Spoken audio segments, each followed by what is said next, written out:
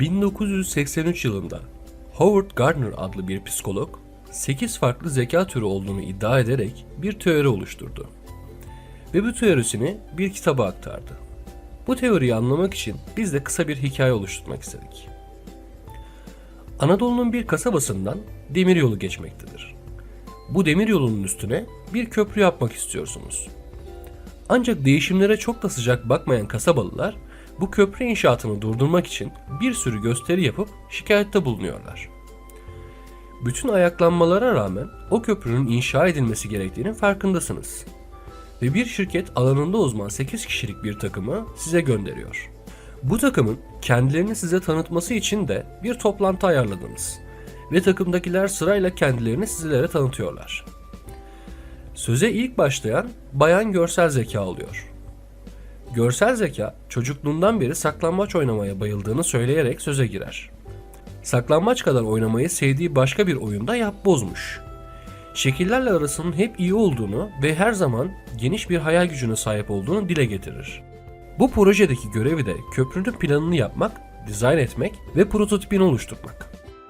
Ama sizin daha bir sürü endişeniz var. Mesela bu köprünün inşaatı sırasında çevreye verilecek bir zarar sizin aleyhinize olabilir. Bu endişenizi dile getirdiğinizde Bay Doğasal Zeka hemen lafa girer ve kendinden bahseder. Doğasal zeka çocukluğunda babasıyla beraber gittikleri kamplarla ilgili konuşur. O zamanlardan beri doğaya büyük bir saygı besliyor, yaşayan her canlının değerini anlıyormuş. Ve çevresindekilerle de paylaşırmış. Köprünün çevreye olan zararlarını en aza indirmek için yaptığı planlardan size bahsediyor. Bu işin maliyetinden bahsetmeye başlamışken tahmin edeceğiniz üzere bayan matematiksel zeka hemen kendini tanıtmak için bir girişimde bulunuyor. Bayan matematiksel zeka küçükken oynadıkları bazı oyunlardan bahsediyor. Kumdan kale yapmak için arkadaşlarıyla buluştuğunda en büyük kaleyi yapmak için kovasına gereken kum miktarını arkadaşları daha küreğini eline almadan hesaplayan biriymiş. Zaten lisedeyken satranç takımının kaptanıymış. Bu projedeki görevinin işçilerin maaşlarını, kaynak miktarını, bütçe ve risk yönetimini hesaplamak olduğunu açıklıyor size. Sosyal zeka zaten en baştan beri oturmasıyla, kalkmasıyla tüm dikkatleri üzerine toplamış biri olarak hemen kendini size tanıtarak halktan alabileceğiniz olumsuz görüşleri engellemek için kasaba meydanında bir toplantı ayarlayacağını söylüyor. Bu toplantıya katılmaları için de insanların tek tek kapısını çalıp onları gelmeye ikna etmek için elinden geleni yapacağını anlatıyor. İkna olmaya başladınız değil mi?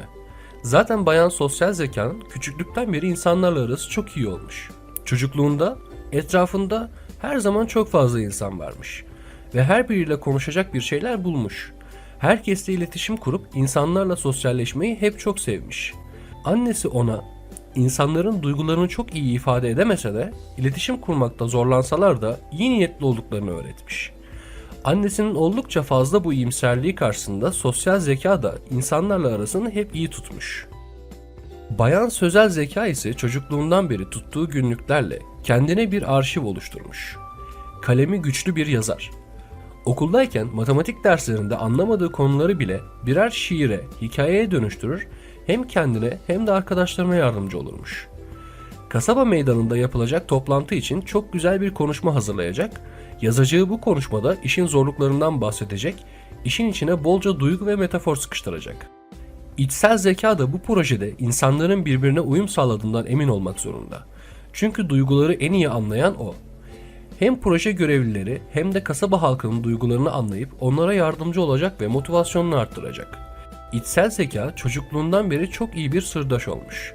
Her zaman yaşından olgun davranarak sadece yaşıtlarının değil kendinden büyüklerin de güvenini kazanmış. Tüm dertler, sıkıntılar hep içsel zekaya anlatılır ve insanlar onu bir dert ortağı olarak görürlermiş. İçsel zeka küçüklüğünden beri kendini nasıl hissettiğini, neden kızgınlık veya neşe gibi duyguları olduğunu sorgulamış. Ve büyüyünce de bunun üzerine çok okumuş. Artık duygularının esiri değil, efendisiymiş.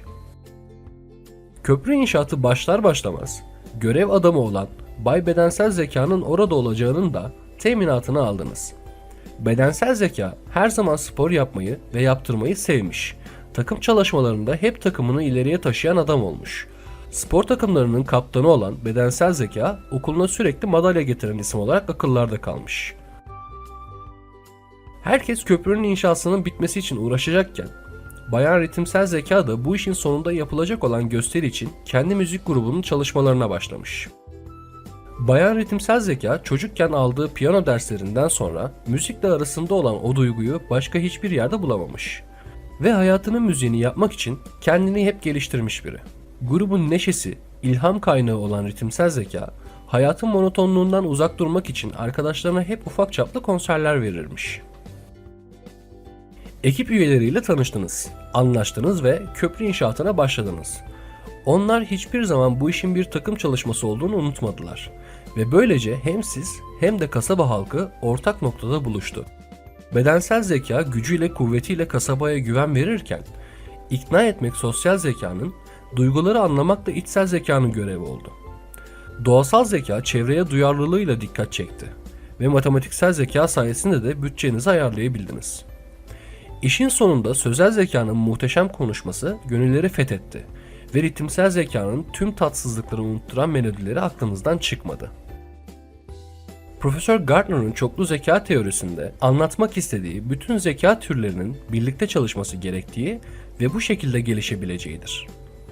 2016 yılında yaptığı açıklamada profesör, pedagojik zekayı da kitabına eklemeyi düşündüğünden bahsetmiştir. Sizce bize küçüklüğümüzden beri öğretilen sayısal ve sözel zekadan başka zeka türleri olabilir mi? Sizce profesör haklı mı, haksız mı? IQ ve EQ mu yoksa diğer zeka kuramları mı daha kabul edilebilir geliyor? Yorumlarınızı bekliyoruz. Bir videonun daha sonuna geldik. Umarım bu videomuz size yararlı olmuştur. Siz de bize yardımcı olmak isterseniz kanalımıza abone olabilir ve bildirimleri açabilirsiniz. Eğer videoyu beğendiyseniz lütfen beğen butonuna tıklamayı ihmal etmeyin. Yeni bir videoda görüşmek üzere. Hoşça kalın.